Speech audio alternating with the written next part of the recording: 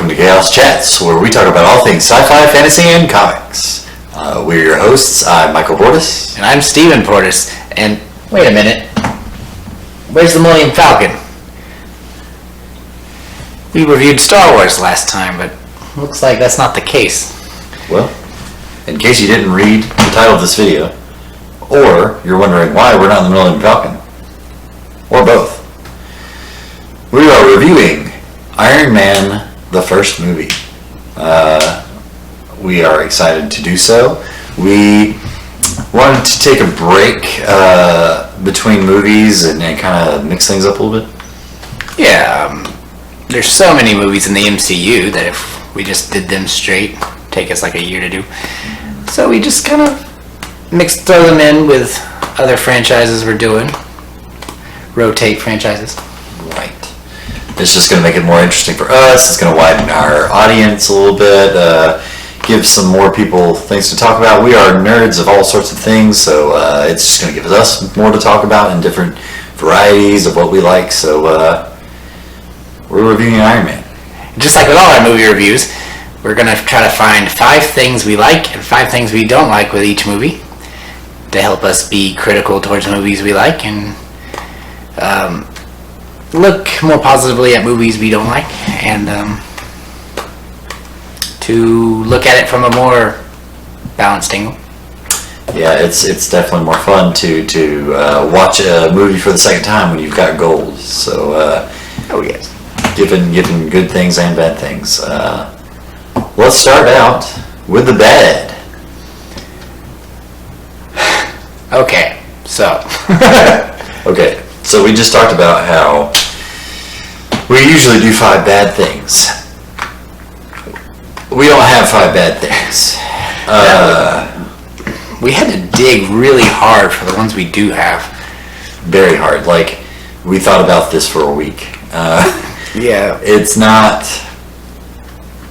Wasn't an easy job. We both thoroughly enjoy this movie, and we just searching in our personal review and opinion, just couldn't find a 5th problem, and all the problems we have are a little minor in our opinions, but we found them, and we're going to give them.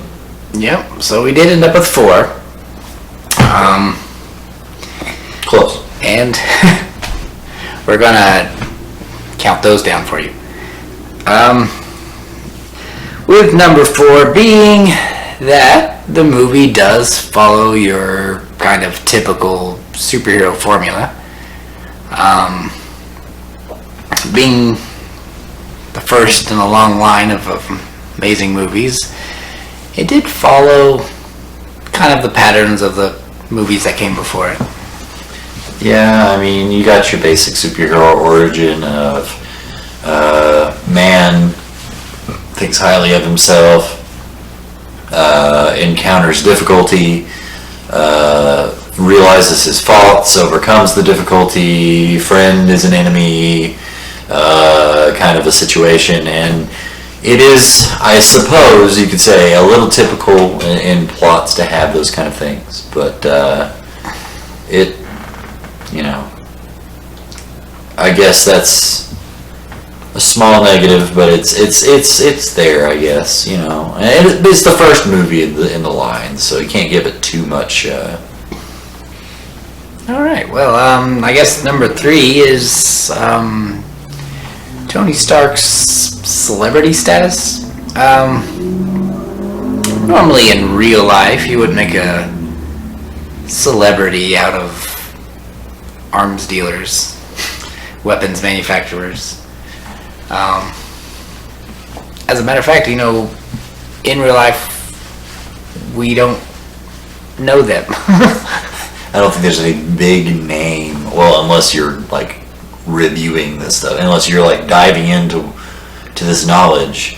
There's no like news articles or celebrity reports about arms dealers or those who build weapons for the military, and this movie treats Tony like a movie star for being a weapons manufacturer. Now, he does some radical things and gets a lot of attention, but even then, he's credited as the arms dealer he is, as opposed to millionaire Tony Stark does this. It's just,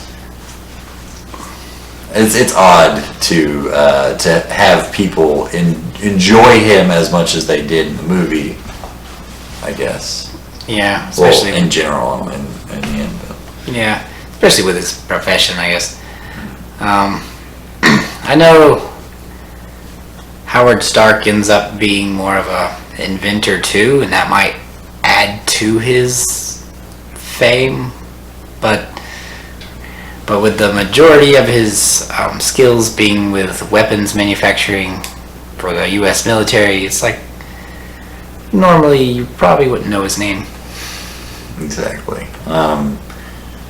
So it's just a little odd to have a weapons dealer be the same status as you'd get from a movie star or an athlete of sorts. Yeah. Like we said, these are minor complaints. Minor. That can be looked over. Yeah, it's easy to say, well, that's a dumb complaint. It is kind of a dumb complaint because we were looking hard. Next one. Number 2 would be how, I guess, women are treated in general in this movie. Yeah, there is a little, for lack of a better term, misogyny.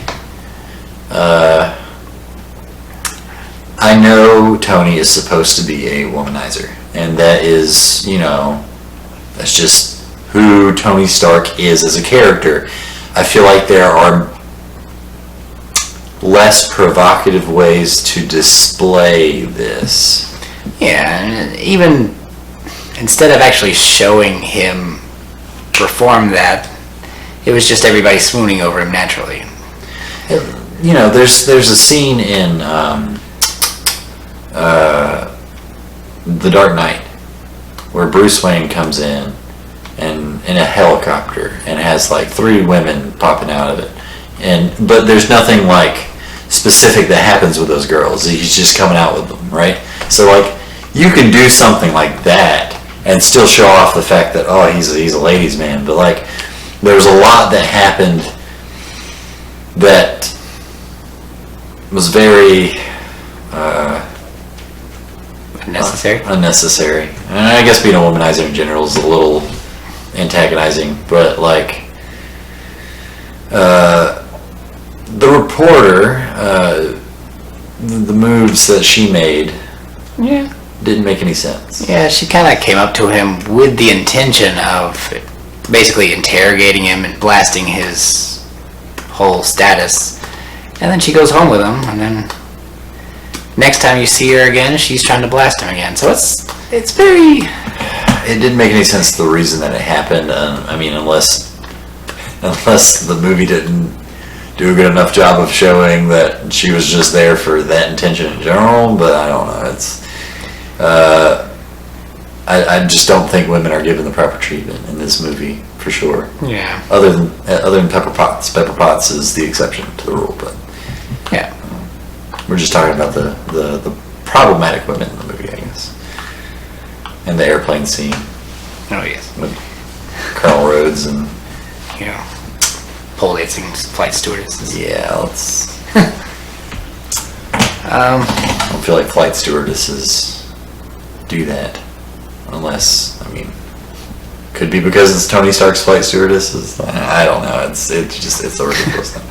Yeah, unless he hired him for that reason. I don't see it happening. Yeah, just not doing women justice. Well, if we move on to number 1, this is more of a complaint for the movie itself. Ironmonger had a few issues towards the end of the movie. We have a visitor. Baby. Hey, baby.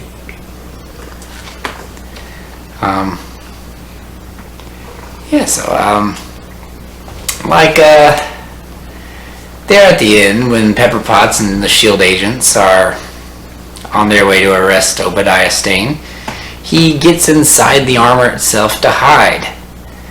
But later it kind of seems like he kind of built the armor in there without a way to exit the building. It's a big armor with small doors. Yeah, I mean, the door he was chasing Pepper through, he couldn't fit through that. And then it was a fast armor, so if he had a big like garage door he could have popped open. He had plenty of time. Instead, he just kind of bursts through the pavement to attack her. So it's like, he kind of built the armor in a building he didn't have a way to get out of. And I mean, it's not like the roof's gonna have like a, I don't know, or well, the ground floor for that matter is gonna have like some sort of pad opening door for a flight, something flying into the building or something like that. Yeah. I mean, it was made for the building itself was made for the arc reactor as he says earlier in the movie, as a publicity stunt. So like, definitely wasn't made. The building definitely wasn't constructed for like large machinery to enter and exit. Or flying machinery. We also noticed that he tried to hide behind these like chains in the dark in a giant iron suit. Yeah, play the part of the spooky guy.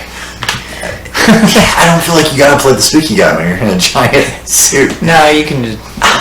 And how did they not notice him? I mean, it was dark behind those chains, but like, how dark could it have been that a big suit with a glowing center piece and eyes is going to be like completely avoided by SHIELD agents, for that matter. SHIELD agents were hunting this guy down.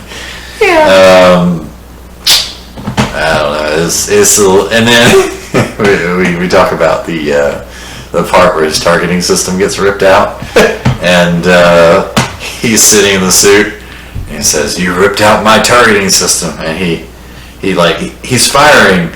I feel like even though he's just the business kind of guy, I feel like he could have aimed a little better than he did, especially with that first shot. Yeah, I mean, he raises his arm and shoots like way far left, and it's like, you're not even close, man. And I realize, it's for dramatic purposes. Yeah, you can't kill off the hero, but it feels like he wasn't even trying. And I realize, missile-guided systems might be a little more difficult than what I think, but it looked like all he had to do was point his arm in the right direction, and he at least get closer. Closer? You didn't have to hit him, but closer. I don't know, it was just funny. It's something we talked about a little bit. Yeah, I mean, of course, then there's the fact that he's in the big mech suit, and when he was faced with killing Pepper Potts, he's gonna, rip her in half with that machine gun he had. There are many more humane ways to kill poor Pepper, and he chose the most brutal way, and that was kind of... His overall plan was to paint the parking lot with her. And I mean, look, I understand. She stole some files from earlier in the movie. Totally understand. He's a little mad. I guess Obadiah turns out to be like the murderous type. Obviously he was willing to kill people, but usually it's like the surrogate, I'm going to get you to kill people, instead of I'm going to kill people. Yeah. So he was out for blood. Big time. And I guess that's our 4 negative things. Minor as they be. And we didn't have a 5th one. Didn't have a 5th one. It was just difficult. It was a good movie. We both thoroughly enjoyed this movie. It has that, like we said, that typical plot, but it's just, I don't know, the way they pull it off. We'll get to the good stuff. But before we go over our top 5, there's another topic we'd like to cover. We all know that in the next movie, James Rhodes is recast with Don Cheadle instead of Terrence Howard. Well, we'd like to shed some light on Terrence's part and maybe do some comparisons later once we've watched and reviewed Iron Man 2. We'd like to do some comparisons on which one's better, but since Don Cheadle isn't James Rhodes in this one, we'll just spend this one talking about what we think about Terrence Howard in the role. Yeah? All in all, he didn't do so bad. Yeah, I think he did really well in the role. He did well playing Tony Stark's friend for the most part. He seemed to have a pretty fun banter with Tony every now and then. There was like a couple of parts where he might have seemed a little colder than what he meant to come off, maybe. Like whenever he's talking to Tony and says, after what he had been through being captured by the Ten Rings, he mentions, hey, and Tony's like, come to talk to him about what he's got planned afterwards, and James Rhodes is like, hey, what you need is some time to get your mind straight. And maybe he didn't mean to come off as cold as it felt, and you'd think, being a soldier, he would have been the one who would have maybe understood where Tony was coming from after being captured for 3 months. But, I guess it was kind of a crazy business decision he was going through. It's just, I don't know. I could be reading too much into it, but I just know, I feel like he could have approached it a little more tactfully. Yeah, it could have been writing too, but otherwise he was a good friend of Tony. Even saying that he should ride with him next time after saving him in the desert. Although he didn't do such a bad job. Yeah, he played the part well. He was good at being the military man, the friend of Tony. He was good in the role. And this is his only time doing it. We got limited runtime to go off of, limited, I guess, showcasing of who he could be as James Rhodes. But from what little we got, he did all right. But we'll get into a more, I guess, detailed look of good old Rhodey when we review Iron Man 2 with Don Cheadle and such. Oh, yes.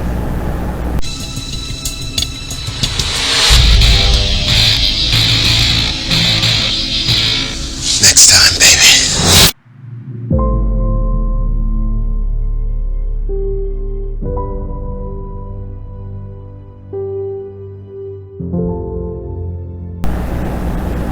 Until then, we will move on to our top 5 list of things we liked about the movie. Starting, of course, with number 5. And that is Yinsen. We talked about it a little bit before the movie and in watching the movie. Yinsen is really a driving force in how Iron Man changes his mind.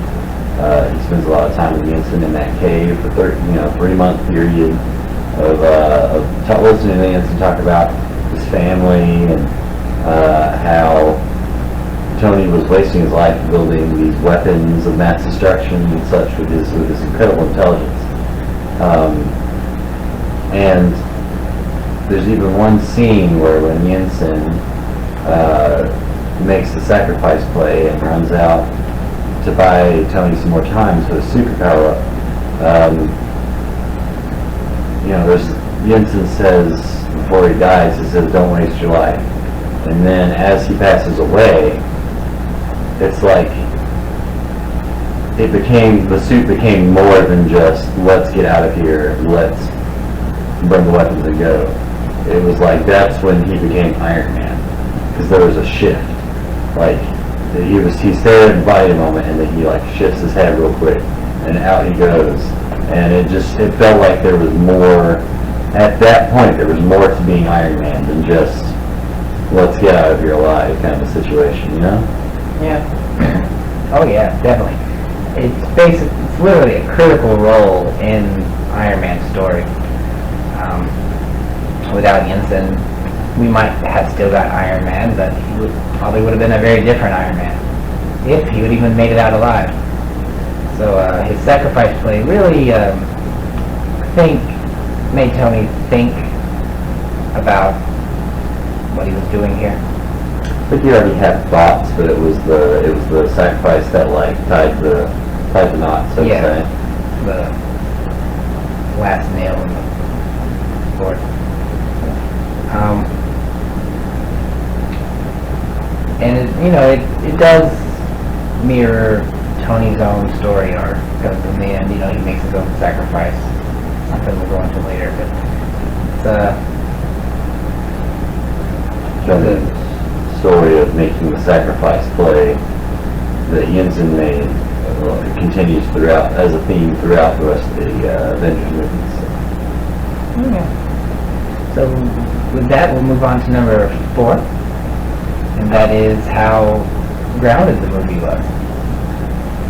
Certainly gives the movie a different feel with how grounded it is, because it feels like, and I know there's obviously some science behind it that can't be done or can't be explained, but they really give you a feeling like, wow, this could actually happen, or like at the very least, there's no like magic or crazy gods at this point in time. It's got this very real sense of happening and circumstance, and it kind of gives the movie a different feel than some of the other movies that come afterwards because of its it almost stands alone in that feeling, you know? Yeah, because he's not a guy with powers.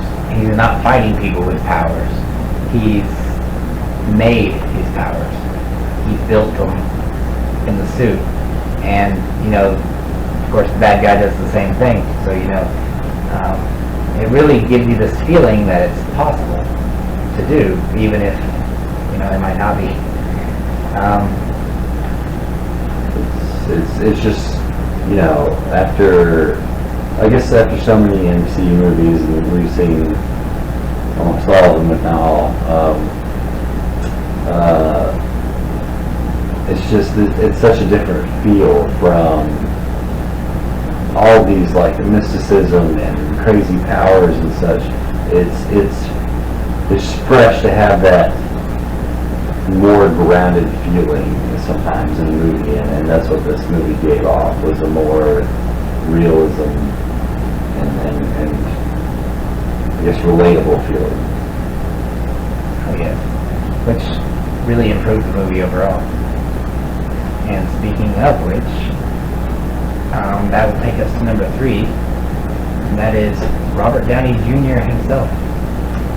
You can't talk about Iron Man without talking about Robert Downey Jr. and his addition to the role. I mean, by becoming Iron Man, he basically made Iron Man him. He took the role and he owned it. And ever since, it seems like everything revolving around Iron Man is a version of Robert Downey Jr.'s cartoons, sometimes comics. I'm not gonna say every time. It's just Robert Downey Jr. just ran with it. He grabbed a hold of the role and he was perfect for it. And even if he, let's pretend like he didn't fit the role at all, he ran with it so well that nobody would have noticed, or at least he made it his own. And he got a lot of notoriety for the character. Yeah. He improvised all the lines and basically made it all feel more like Tony Stark. And I couldn't think of anyone better for the role, really. you know, you get some fan casting sometimes in movies and different characters and such, but it's, at this point, it is impossible to see anybody else playing Iron Man other than Robert Downey Jr. just because of his just excellent reprisal role, or maybe not reprisal, this is the first movie, but his excellent, I guess, rendition of the role of Tony Stark, and it's like he was born to play it, and he does a beautiful job with it, and shaped the movies as we know it, shaped Iron Man as we know him, and what everyone else knows about Iron Man too. So, hats off to RDJ.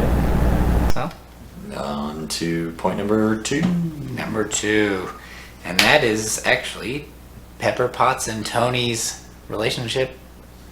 Throughout the movie. Yeah, throughout the whole movie.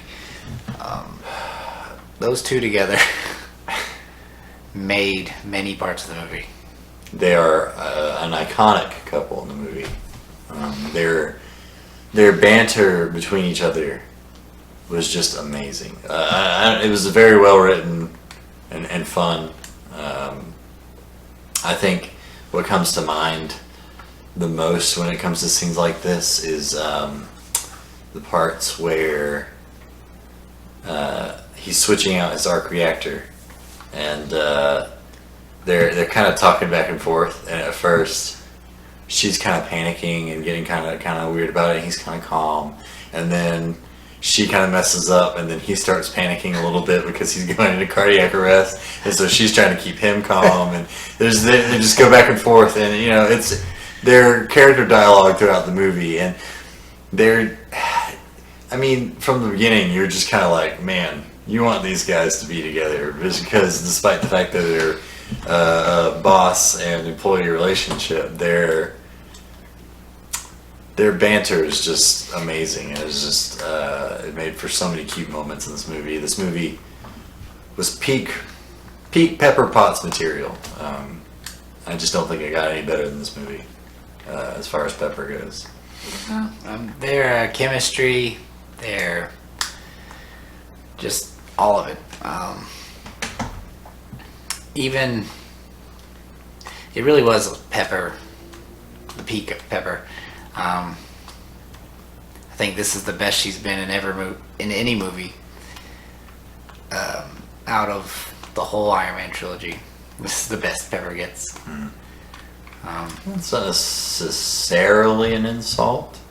It's just they played it off so well in this movie. I feel like the other movies at that point were trying to keep up. So they couldn't keep up because it was just they did so well the first time. It was beautiful, and you really, I mean, if you didn't ship it before, she gives him the old arc reactor that he was going to throw away, and says proof that Tony Stark has a heart. And it's a cute little gift, and it makes for a great moment in the movie where Tony needs to rely on that arc reactor. And you know, when he fights the final villain, he's got those complications. He's got those. You know, it's not just the typical "I'm at my max power, I can handle this." It's I'm having a hard time. I got problems to deal with here, but. And even then, he had Pepper Potts there to help him. Even then, Pepper was there to help him overload the arc reactor that defeated out Ironmonger. So, you know, she wasn't even your typical damsel in distress here. She beat the villain, technically. It was technically Pepper Potts that beat the villain. So, it was definitely a great thing. Which, of course, now we will cover our number 1. Our favorite thing about this movie is that first action scene that introduced Iron Man's existence, I guess, his Mark III suit, his first time actually as Iron Man. His first real action sequence. Well, when he first goes into, you know, the other country where Jensen was from, they have the scene playing out, just desperate. You know, you've got people lined up in the streets. You've got them, you know, just shooting in the houses. There's obviously a desperate call, a desperate need from these people. A father pulled away from his child. Just all sorts of problematic setup, and then like he just lands, and that presence alone, and everything's quiet when he lands, and he just raises up and he punts a dude up like 10 feet in the air, and like is just wiping people out left and right with his repulsors. That's what first introduced that iconic repulsor sound. And you know, he was breaking through walls, and he targets multiple people with his little shoulder cannons. I don't know, it's beautiful, beautiful scene. It showed off his armor very well. It was probably the best action sequence in the whole movie. It really paid respect to Iron Man, and it was like a worthy debut. Even the classic tank scene that you see all the time, because it was just so great, where he dodges the tank shot and then fires his missile at it. Well, first of all, I want to give credit to the tank driver for shooting him out of the air. Oh yeah. I mean, Iron Man's That was quite the shot. Capable of pretty fast flight. We're talking like F-15. That guy was good. Anyway, he gets shot out of the air, but like it shows off the durability of the Iron Man armor. That he dodges the tank. He stares it down and he dodges it and fires his own missile and walks away. That's beautiful. Such a great scene. You know, he gets a little scuffle with the jets too, but that initial like I am Iron Man moment where he's just showing off. As an Iron Man fan, that was just beautiful. Yes, it was brilliant. And with that, that's our top 5. We do have an honorable mention of S.H.I.E.L.D.'s involvement in this. It wasn't enough to make our top 5, and their role was pretty minor. But the role they did have was pretty cool, well played out. Cool to have them involved in general, you know? They didn't have to do it. I mean, obviously their plan was to get together the Avengers in the end, but you know, whenever you're going throughout the movie, they really didn't have to involve S.H.I.E.L.D. But at the end, you know, you got Nick Fury showing up in Tony's house too, which is pretty neat, you know? That was the first moment of Samuel L. Jackson as Nick Fury, and really, whenever he's like, I want to talk to you about the Avengers Initiative, you know, this being the first movie in the line of Avengers movies, you're talking about going crazy. Yeah, that was a big moment. Yeah, they had a cool involvement. It wasn't enough to put it on any list, but it was neat. Now we will give our review of how many cats we should give it. There's a 5 cats total of what we can give, and what we're going to give this movie is a total of 5 cats. 5 cats. Steven, why did we give this movie, of all movies, 5 cat heads? 5 cats out of 5? Why? Easy. We obviously we couldn't think of 5 things we didn't like. So and the things we did think of were pretty minor. I mean, if you look at a movie and can't even find 5 things wrong with it, Yeah, you do. It's got to be a pretty good movie. And I mean, we're looking at these things with new lenses. We're trying to go into these things despite our original feelings for them and look for these negatives. Yeah. But the fact that we could not find even to finish our list out, I would say that earns it enough merit to get the full 5 cat heads or yeah. cats for us. Sorry, I think that earns it enough merit to get the full 5 cats. Oh yes, easily. It was just a really great movie, and despite the complaints we did come up with, I think 4 complaints for a movie is more than just reasonable. Like, Full minor. it's minor. It's just a great overall movie, despite a couple of the negatives, such as the promiscuity and the slight inconsistencies we mentioned with Ironmonger. For the most part, everything was just great. It was a great overall movie. It had a good message. It had a fun plot, fun characters. It's just really good and a really fun way to portray the character. Great casting, great movie. Great movie. So obviously we can't complain about it too much. So we have it 5. Got 5.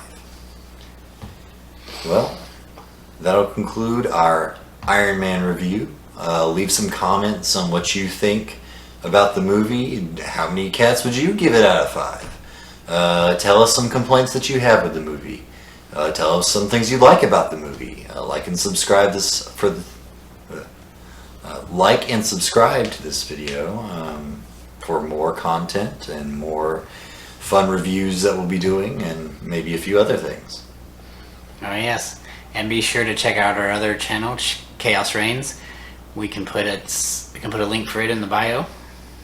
Yeah, that's our fun project of skits and just ridiculous times, just fun video ideas that we get together and we make.